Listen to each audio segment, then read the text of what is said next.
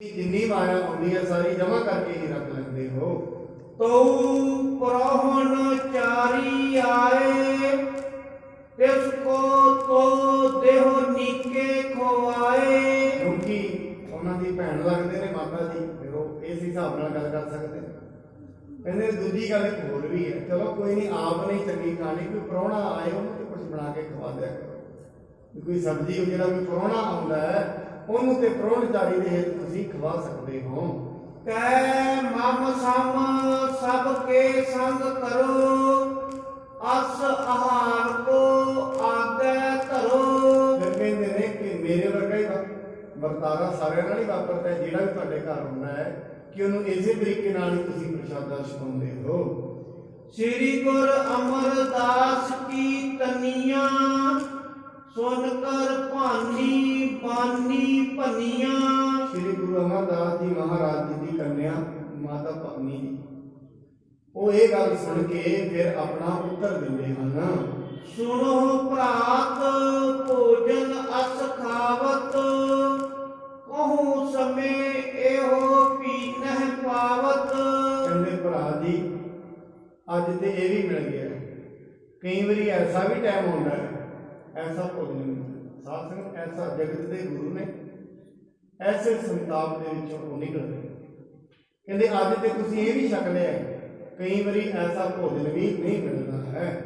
सकल पिता के पूजा आए जो एक दिन में लीजे खाए। कहते जो असीं पिता के घर में रहते सी ना उत्थे भी भेटावां आउंदियां सी, पर जिहड़े पिता जी सन वो एक दिन तो वध नहीं सी रखते। गुरु अमरदास जी महाराज कदे भी उन्होंने संगत भेटावां लैके आउंदी इकट्ठियां नहीं सी कीतियां। ये गुरु घर का विधान नहीं है। जिस मनुख नूं गुरु साहब कहते हुंदे सी जिस मनुख नूं परमात्मा ते विश्वास नहीं वो जिंदगी च करेगा की। जिन्हों यही विश्वास नहीं परमात्मा रोटी देने वाला है, जनन पिता लोक सुख बनता कोई न किसकी धरिया सिर सिर रिजक संभाहे ठाकुर ताहे मन भो करया।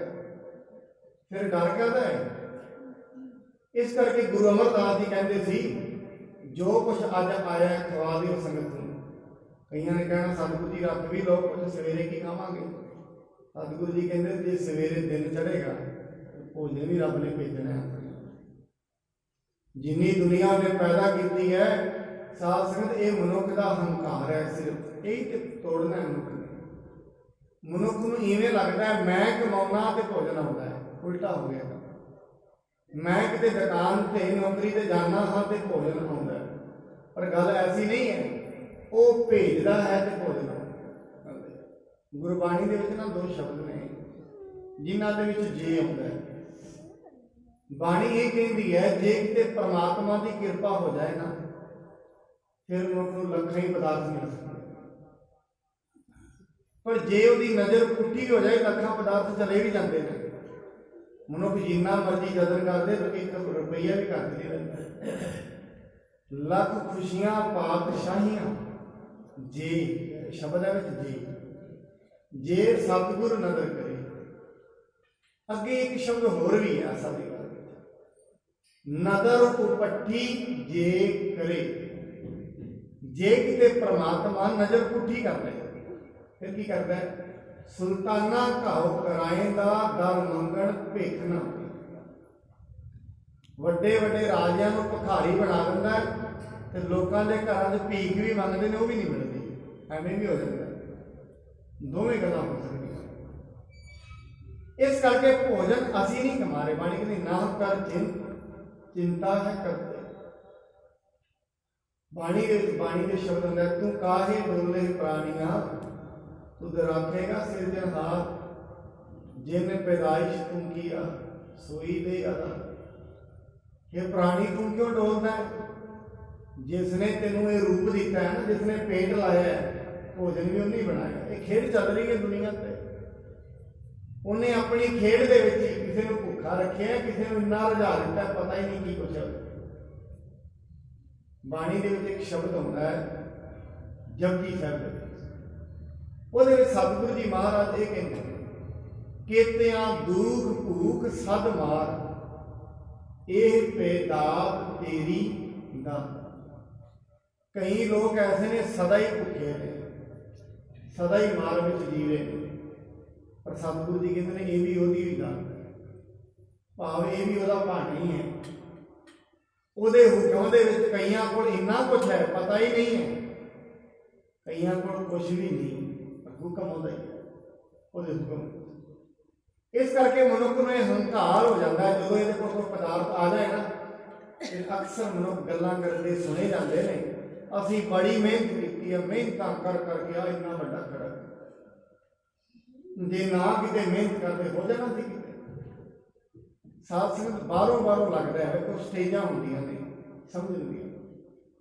ਉਸ ਦਿਨ ਬੇਨਤੀ ਕੀਤੀ, ਸਤਿਗੁਰੂ ਜੀ ਮਹਾਰਾਜ ਕੋਲ ਸਿੱਖ ਆਏ, ਉਹ ਬੇਨਤੀ ਕਰਦੇ ਨੇ, ਕਹਿੰਦੇ ਗੁਰੂ ਜੀ ਕਦੇ ਤੇ ਤੁਸੀਂ ਕਹਿੰਦੇ ਹੋ ਵੀ ਕਰਮ ਮਨੁੱਖ ਕਮਾਏਗਾ ਤੇ ਉਹੀ ਉਹਨੂੰ ਮਿਲੇਗਾ, ਕਿਤੇ ਤੁਸੀਂ ਕਹਿ ਦਿੰਦੇ ਸਭ ਕੁਝ ਹੈ ਹੀ ਰੱਬ ਦੇ ਹੱਥ ਵਿੱਚ ਹੈ। ਇਹਦਾ ਕੀ ਅੰਤਰ ਹੈ ਗੁਰਬਾਣੀ ਵਿੱਚ?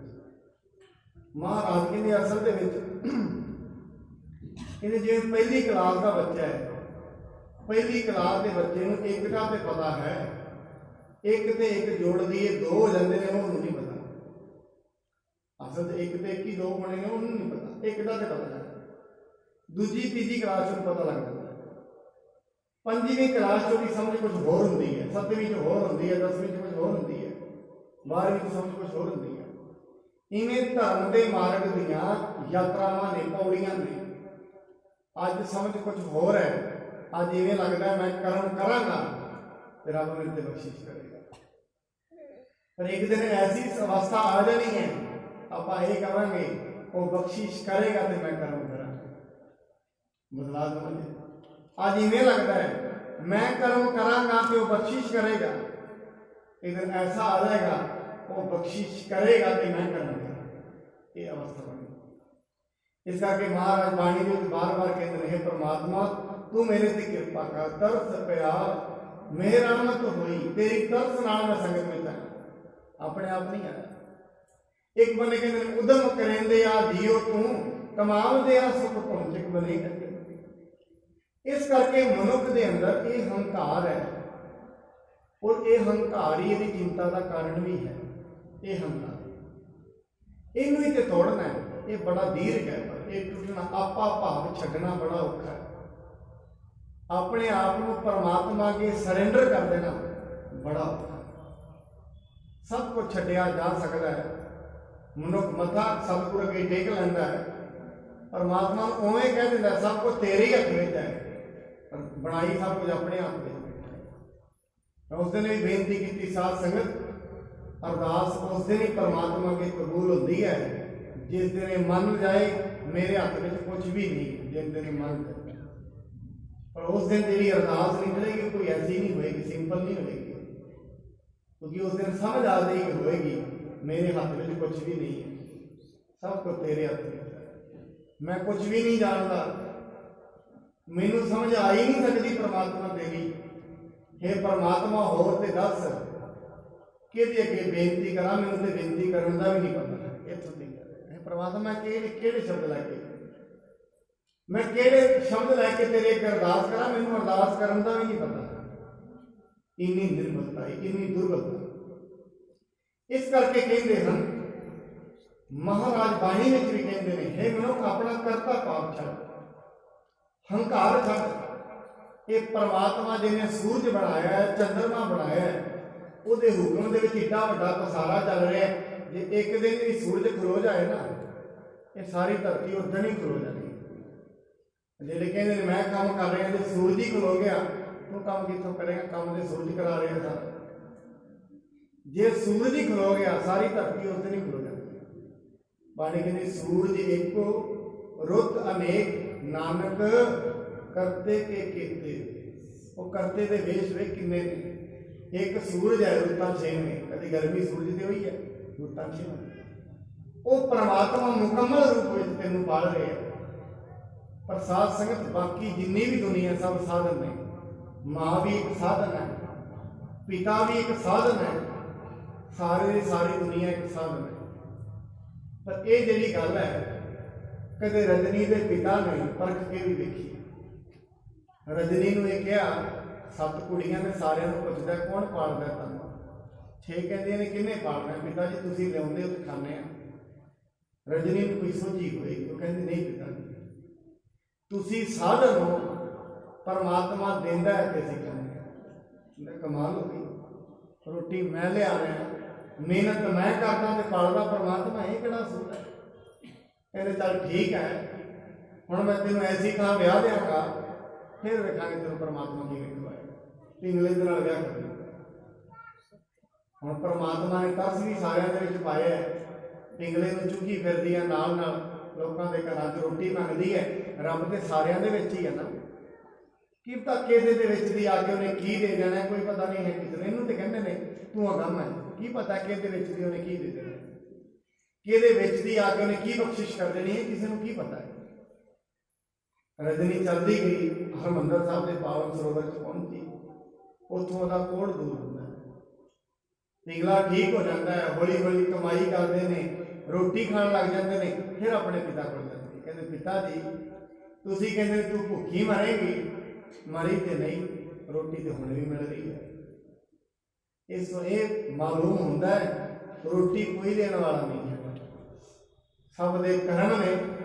ਇੱਕ ਧੀ ਆਉਂਦੀ ਹੈ, ਆਪਣੇ ਕਰਮ ਲੈ ਕੇ ਆਉਂਦੀ ਹੈ। ਜਿੰਨੇ ਜੀ ਕੀ ਪਤਾ ਲੱਗਦਾ ਹੈ ਉਹ ਧੀ ਦੇ ਕਰਮਾਂ ਦੀ ਰੋਟੀ ਚੱਲ ਰਹੀ ਹੈ, ਕੀ ਪਤਾ ਲੱਗਦਾ? ਕੀ ਪਤਾ ਕਿਸੇ ਪੁੱਤਰ ਦੇ ਕਰਮਾਂ ਦੀ ਰੋਟੀ ਚੱਲ ਰਹੀ ਹੋਏ, ਕਿ ਤਾਂ ਮਾਂ-ਬਾਪ ਦੇ ਕਰਮਾਂ ਦੀ ਰੋਟੀ ਚੱਲ ਰਹੀ ਹੋਏ। ਇਹ ਕੋਈ ਪਤਾ ਨਹੀਂ ਹੈ ਕਿਹਦੇ ਕਰਮਾਂ ਦੀ ਅਸੀਂ ਖਾ ਰਹੇ ਹਾਂ, ਕਿਹਦੇ ਕਰਕੇ ਅਸੀਂ ਖਾ ਰਹੇ ਹਾਂ। ਮਨੁੱਖ ਨੂੰ ਸਿਰਫ ਆਪਣਾ ਹੰਕਾਰ ਹੈ, ਕਿਉਂ?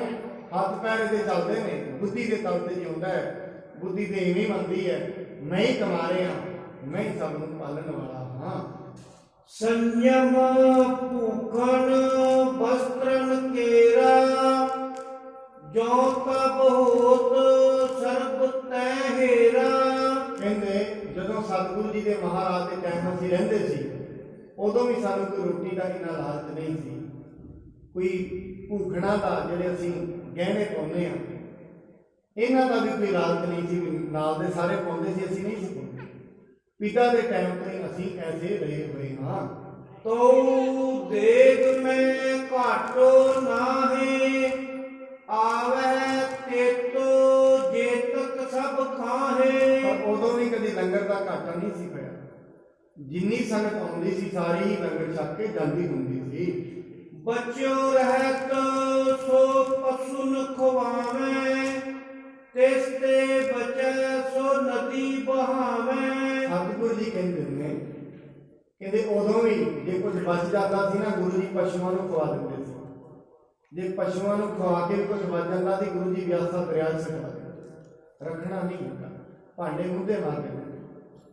ਉਹ ਪਰਮਾਤਮਾ ਜਿਵੇਂ ਪੰਛੀ ਨੇ, ਪੰਛੀ ਜਿਹੜੇ ਹੁੰਦੇ ਨੇ ਕਦੇ ਨਹੀਂ ਜੋੜਦੇ। ਮੈਂ ਕਹਿੰਦੇ ਦੇਖਿਆ ਪੰਛੀ ਜਿਹੜੇ ਨੇ, ਕੋਈ ਦਾਣੇ ਵਾਹਵਾ ਪਏ ਹੋਣ ਨਾ ਕਿਤੇ, ਉਹਨਾਂ ਦਾ ਕਿਤੇ ਆਲਣਾ ਨੇੜੇ ਹੀ ਹੋਏ, ਕਦੀ ਪੰਛੀਆਂ ਇਹ ਨਹੀਂ ਸੋਚਣਗੇ ਫਟਾਫਟ ਇਕੱਠੇ ਕਰਕੇ ਅੰਦਰ ਰੱਖ ਲਓ, ਕਹਿੰਦਾ ਕੱਲ ਨੂੰ ਮਿਲਣਾ ਹੈ ਕਿ ਨਹੀਂ ਮਿਲਣਾ। ਨਹੀਂ, ਕੋਈ ਇਕੱਠਾ ਨਹੀਂ ਕਰਦੇ, ਫਿਰ ਵੀ ਖੁਸ਼ ਰਹਿੰਦੇ।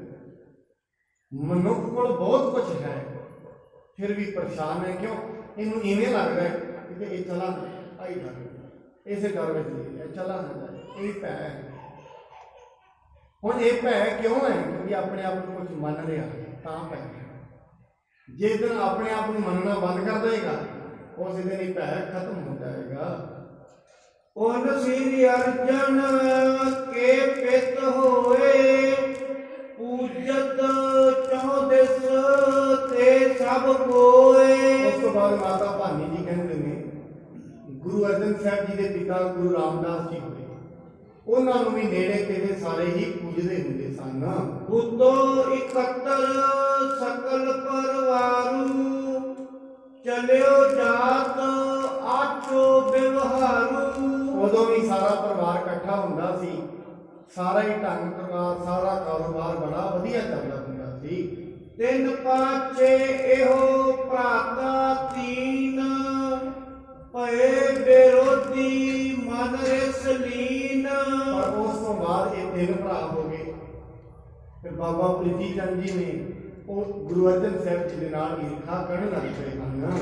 ਸ੍ਰੀ ਅਰਜਨ ਕੋ ਲਗ ਇਹੋ ਜਾਣੇ, बिगन अनेक भांत के ठाने। ਇਸ ਕਰਕੇ ਇਹ ਗੁਰੂ ਅਰਜਨ ਸਾਹਿਬ ਜੀ ਨੂੰ ਛੋਟਾ ਸਮਝਦੇ ਨੇ ਤੇ ਪਤਾ ਨਹੀਂ ਕਿੰਨੇ ਪ੍ਰਕਾਰ ਦੇ ਵਿਘਨ ਰੋਜ਼ ਹੀ ਪਾਉਂਦੇ ਨੇ। ਸਾਧ ਸੰਗਤ ਹਰਿਮੰਦਰ ਸਾਹਿਬ ਦੀ ਜਿੰਨੀ ਆਮਦਨ ਸੀ, ਜਿੰਨੀਆਂ ਦੁਕਾਨਾਂ ਸਨ, ਸਾਰੀਆਂ ਬਾਬੇ ਪ੍ਰੀਤੀ ਚੰਦ ਨੇ ਆਪ ਕਬਜ਼ੇ ਵਿੱਚ ਕਰ ਲਈਆਂ। ਕੁਝ ਵੀ ਗੁਰੂ ਅਰਜਨ ਸਾਹਿਬ ਜੀ ਨੂੰ ਨਹੀਂ ਦਿੱਤਾ ਸੀ।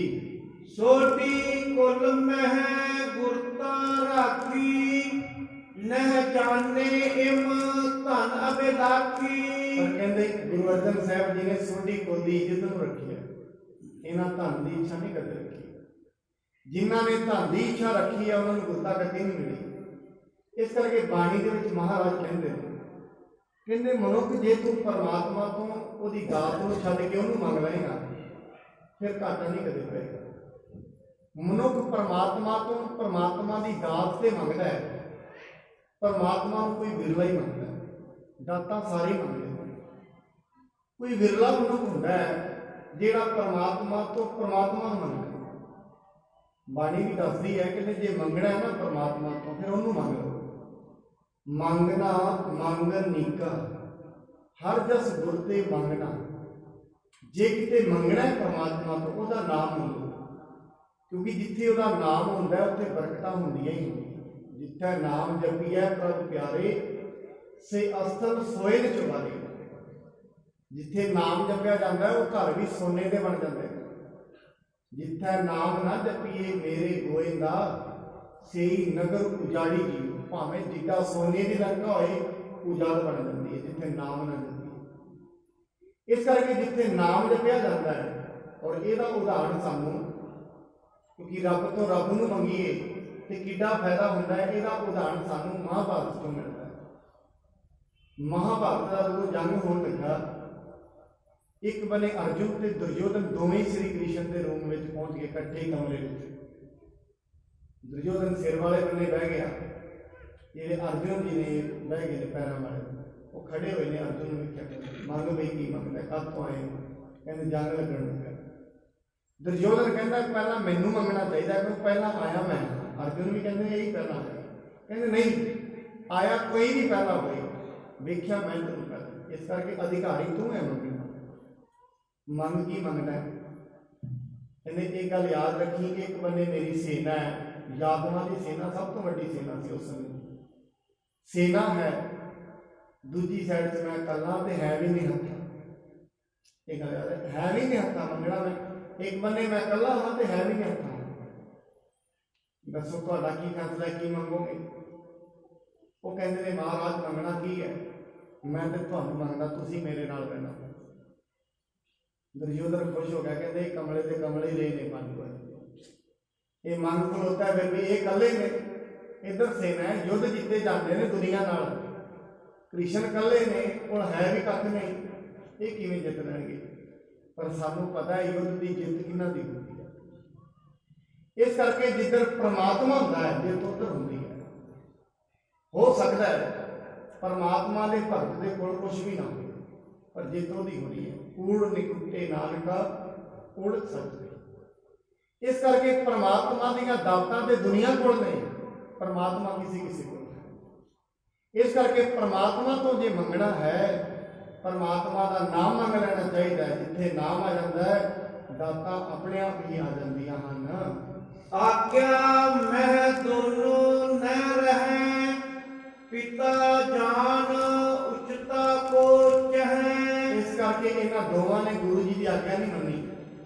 ਬਾਬਾ ਪ੍ਰੀਤੀ ਚੰਦ ਤੇ ਬਾਬਾ ਮਹਾਦੇਵ ਇਹ ਆਪਣੇ ਆਪ ਨੂੰ ਉੱਚਾ ਹੀ ਸਮਝਦੇ ਰਹੇ, ਨੀਵੇਂ ਨਹੀਂ ਬਣੇ ਹਨ। ਤਿਨ ਕੇ ਸਮ ਸ੍ਰੀ ਅਰਜਨ ਕਰਤਾ, ਲੇਕਰ ਜਾਤ ਅਪਰ ਕੋ ਗੁਰਤਾ। ਜੇ ਕਿਤੇ ਇਹਨਾਂ ਦੇ ਸਮਾਨ ਸ੍ਰੀ ਗੁਰੂ ਅਰਜਨ ਸਾਹਿਬ ਵੀ ਗੁਰੂ ਸਾਹਿਬ ਜੀ ਦੇ ਹੁਕਮ ਦੀ ਅਦੁੱਲੀ ਕਰਦੇ, ਮਾਤਾ ਭਾਨੀ ਜੀ ਕਹਿੰਦੇ ਨੇ ਭਾਈ ਗੁਰਦਾਸ ਜੀ ਨੂੰ, ਫਿਰ ਕਦੀ ਵੀ ਜਿਹੜੀ ਗੁਰਤਾ ਗੱਦੀ ਹੈ ਉਹ ਸਾਨੂੰ ਨਹੀਂ ਸੀ ਮਿਲਣੀ। ਸੇਵਕ ਕੀ ਇਹੋ ਵਸਤ ਸਦੀਵਾ, ਕਰ ਦਾਵਾ ਕੋ ਗੁਰੂ ਨ ਦੀਵਾ। ਇਹ ਤੇ ਵਸਤੂ ਹਮੇਸ਼ਾ ਸੇਵਕਾਂ ਦੀ ਹੁੰਦੀ ਹੈ। ਜਿਨੇ ਸੇਵਾ ਕਰਨੀ ਹੈ ਵਸਤੂ ਉਹਨੇ ਹੀ ਪ੍ਰਾਪਤ ਕਰਨੀ ਹੈ। ਇਸ ਕਰਕੇ ਗੁਰਤਾ ਗੱਦੀ ਤੇ ਸੇਵਕਾਂ ਦੀ ਚੀਜ਼ ਹੈ, ਕਦੇ ਵੀ ਅਧਿਕਾਰ ਨਾਲ ਇਹ ਪ੍ਰਾਪਤ ਨਹੀਂ ਹੁੰਦੀ ਹੈ। ਜਾਂ ਤੇ ਸ੍ਰੀ ਅਰਜਨ ਹਿਤ ਸਾਜ